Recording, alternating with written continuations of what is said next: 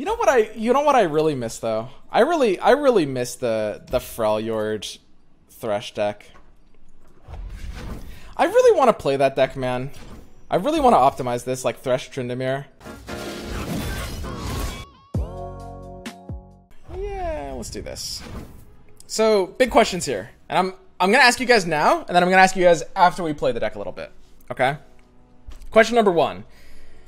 Is the Allegiance worth running here? Is Wraithcaller worth running? It is true that we're dismissing some power Freljord cards. So, here's what you have to understand about this question before you answer it.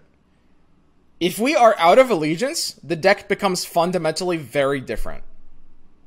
If we are in Freljord, you have to understand this becomes a mid-range deck.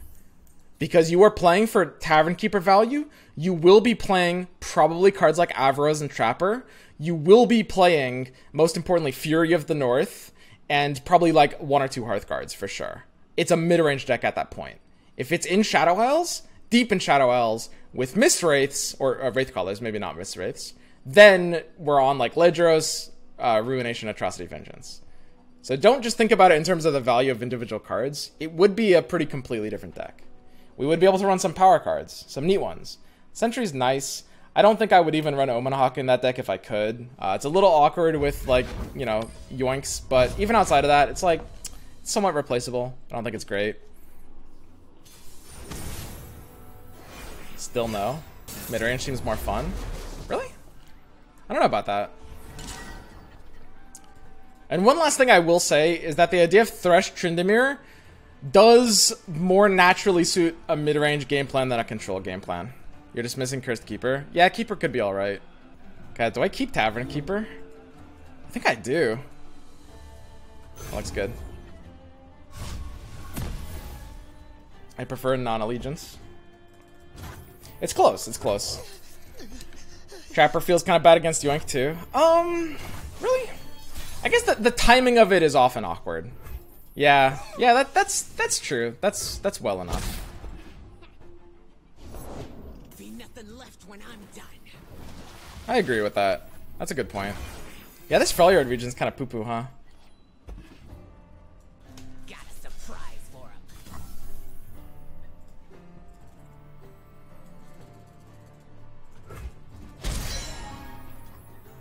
Yeah, I mean, there's no real reason to block that, I think.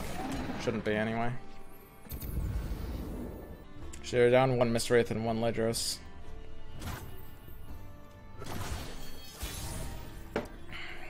Just play against some gold 4 player swim, then Freljord is good. Yeah, that's a good idea. Any of you guys want to queue up? So we got Wraithcaller here. Yeah, just drop Wraithcallers, they're going to town. Looks good.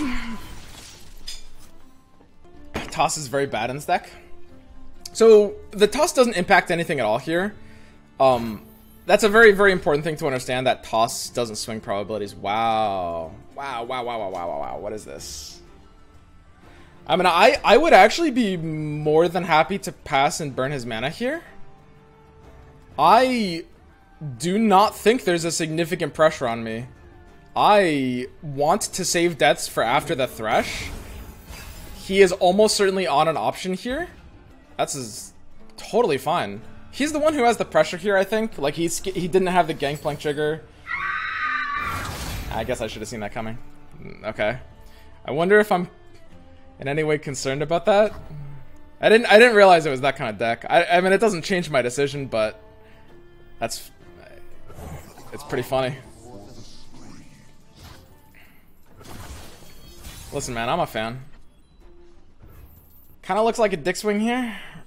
It feels really hard to develop into this. Like, really atrociously difficult.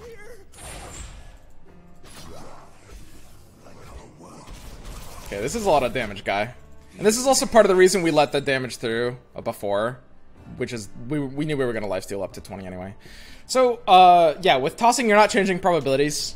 It doesn't affect your draws at all. Even if it took it off the top of the deck, it also wouldn't affect your draws.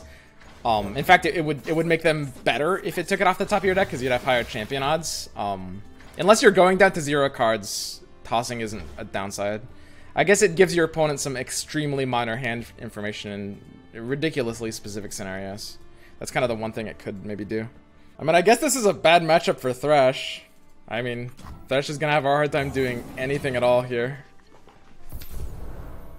So, basically the way to think about it is that sometimes your toss will take good cards out of your deck, but when it doesn't take good cards out of your deck, it will increase the odds of those good cards coming into your hand, even if it took it from the top, which it doesn't.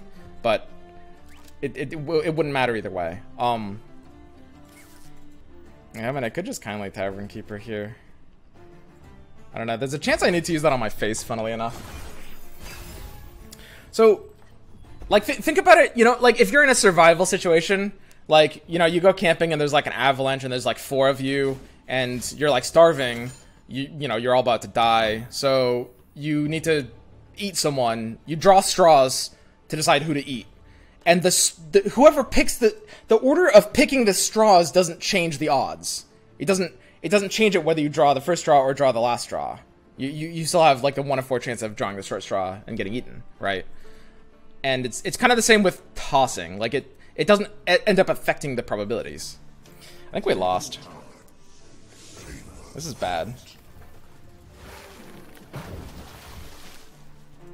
Wait, how are we supposed to beat this? His strategy is too strong.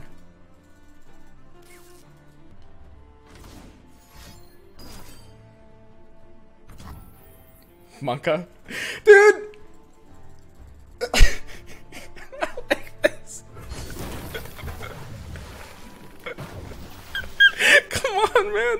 Not like this, dude. It can't go down like this. They're out there. I'll spot them.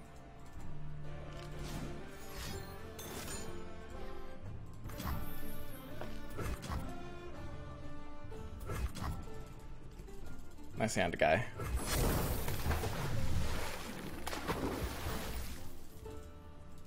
I mean, we're not really on options, right? It should never matter which one you kill. I don't think it can. Leave your bags in the door.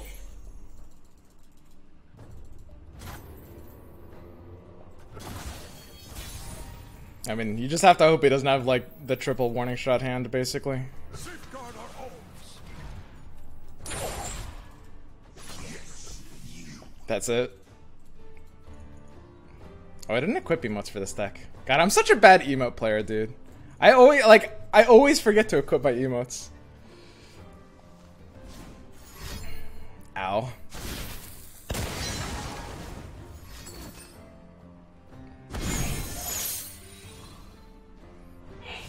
Not whale. Not like this. Not right now. Don't do it. No. Please. Oh. Oh, fuck. That's pretty good.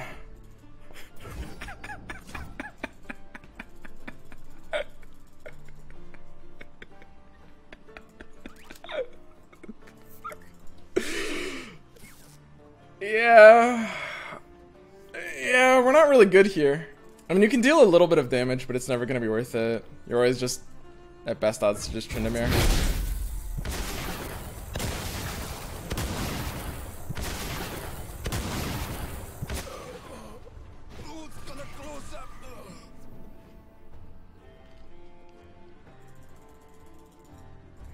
Well, nothing could have been done, guys. Treasures of the ages for a price. I smell a fire. Okay. So usually how this ends up is with a warning shot into a Riptide. You never concede here. You always let him have his fun. Always remember this, guys. Always remember this. When your opponent's nutting, there's a threshold at which it becomes rude to concede. Conceding actually becomes just like against etiquette. That's in poor taste, you know? That the best you got?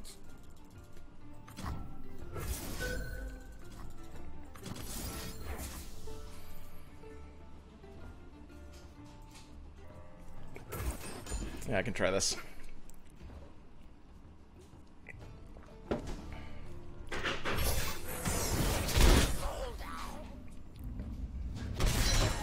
So, I mean, here comes the Riptide. I mean, we can bolster up. Obviously, it's not gonna do anything. We have a good amount of beef on this board. Unfortunately, wait, that's not Riptide. Well, that's really rude.